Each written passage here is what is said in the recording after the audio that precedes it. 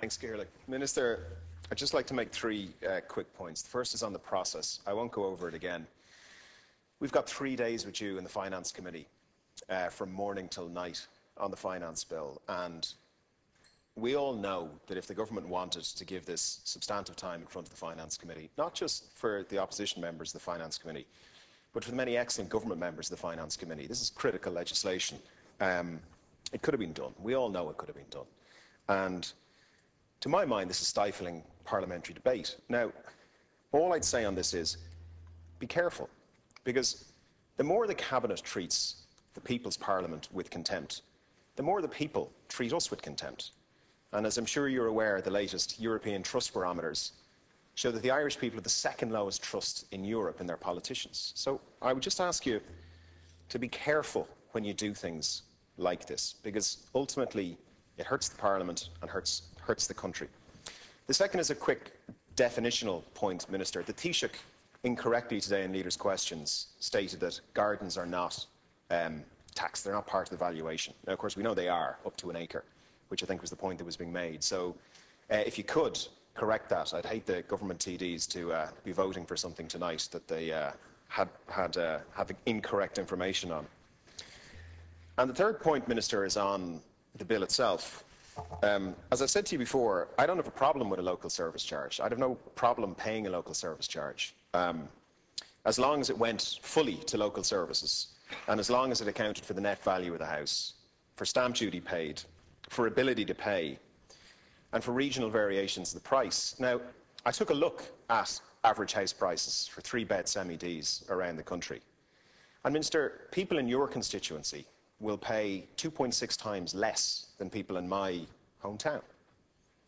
Now, one could argue, well, that's because they're living in more expensive houses. Well, they are living in more expensive houses, but they're not living in bigger houses.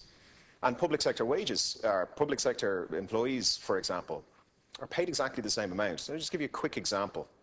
I was knocking on doors recently in Greystones, and a Garda came to the door about 7 o'clock at night. And he was very angry, and he said, "Come in here." And he pointed to a cheese toastie on his table. And he said, "That's all I've got left. I don't have money left. With all the various cuts, to overtime, cuts to pay, etc., I can't afford to pay myself, to buy myself a proper dinner." And as you can imagine, he was very angry. Now, this property tax will probably hit him with a bill of about €500. And he doesn't have it. And he's not paid any more than anyone in your constituency. And interestingly, in the Taoiseach's constituency, they'll also pay 2.6 times less than people in my hometown. These are the same public sector workers, pay the same wage, with the same issues. So what I would like to ask you as part of committee stage, because obviously we're not going to get to all of the amendments, but what I would like to ask you is, why? If you could explain to the Finance Committee and the other members here, why? This to me is bad policy. I don't understand why regional variation isn't included. I don't understand why ability to pay isn't included, for all of the reasons we've gone over before. So I really would appreciate you explaining to the committee and to the other deputies, why are you going to force through legislation tonight that doesn't account for things that members of your own party have described as being so unfair as to potentially cause a revolution in this country? That was from a very sensible TD. So my question to you on the various amendments, there's technically competent amendments in here. This amendment booklet is not grandstanding. I've looked through it. And the amendments from the technical group, from Sinn Féin, from Fianna Fáil, these are technical, sensible amendments. So my question to you is why you are pushing something through that seems to fail a test of fairness and ability to pay on so many fronts. So that's my main question to you tonight, Minister. Thank you. Thank you. Stephen Donnelly talked about the inadequate debate. I think I've dealt with that.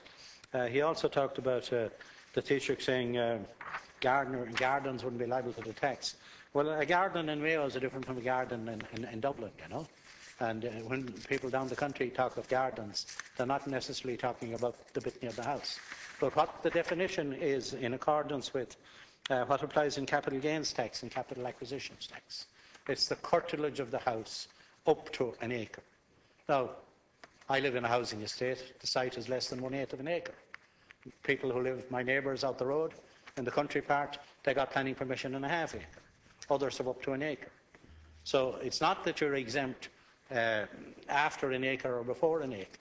It's that you're liable if your curtilage is up to an acre, but beyond that it's not considered to be curtilage, and that's in accordance with the capital acquisitions tax and the capital gain. Capital gains tax. Look, I mean, there was one third point. There was one third point that Deputy. The Deputy Donnelly's other objection was that this is not a local property tax. Well, the bulk of the yield is going to be applied to local services, and the differentiation between house values in expensive parts of Dublin and in other parts of the country, of course, there's a differential. But there's a differential between houses in many parts of Limerick and Cork and Galway as well, and other parts of the country.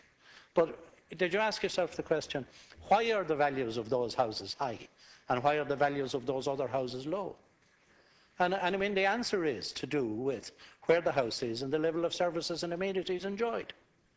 And the level of services and amenities is something that is by and large provided by the taxpayer. Obviously, if you're on a loose line, you're better off than if you're down the country and you have to wait for the bus to come, maybe 3 days of the week. In local authority houses, we've dealt with that. Deputy Collins dealt with that. And local authority houses, whether they're in Dublin or down the country, they're going to be on the lower rate. They'll pay €45 this year. They'll pay €90 in a full year, and that will be maintained. Now, the other issue of apart from values being in accordance with local services and services being applied at a local level, the bulk of the yield. The bulk of the yield. Well, there's a big subsidy to CIE, John. The bulk of the yield is going to be spent by the local authorities in whose functional area the tax is gathered. Now, as well as that, from 2015, there'll be discretion vested in the elected members of local authorities to vary the tax up or down. And I would see a situation where there is a high property tax. It will be an election issue when candidates go knocking on doors to bring the tax down, and in other areas to provide services. If the tax is quite low, there'll be pressure to put the tax up a bit to provide extra services. And we're talking about repairing a flaw in our tax system, which goes back to the abolition of rates in 1977. And we must start moving it towards local government, where local government raises the tax and local government spends the tax, and they're accountable locally to the people who elect them. And the move on that is to vest the power in the local authorities to vary the tax by plus or minus 15%. And we'll see how that goes, what subsequent governments will do, but we're building a base so that we have real local government which is funded and can provide services. And I think, I mean, you mightn't agree with it. You mightn't agree with that now. But I think the arguments I'm making are intellectually sound. The arguments I'm making are valid. And we're not pretending to be doing anything other than what we're doing.